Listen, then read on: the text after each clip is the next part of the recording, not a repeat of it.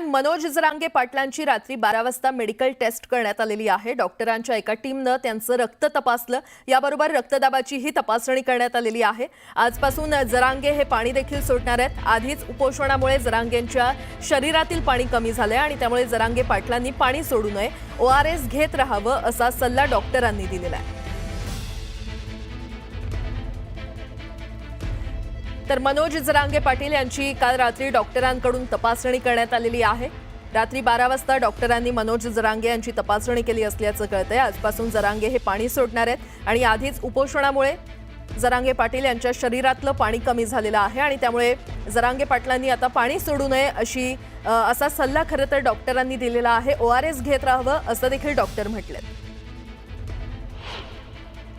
Health त्यांचे आता एवढं उपोषण करते म्हणल्यानंतर हेल्थवर तर विपरीत परिणाम होणारच त्यांना काही डॉक्टरांनी सल्ले दिलेले आहेत। मी त्यांना विनंती केलेली वैयक्तिक की तुम्ही मिनिमम डॉक्टर सांगतात त्याप्रमाणे तुम्ही पाणी असेल किंवा ORS असेल किंवा आणखी काही मेडिसिन असेल ते तुम्ही घ्या।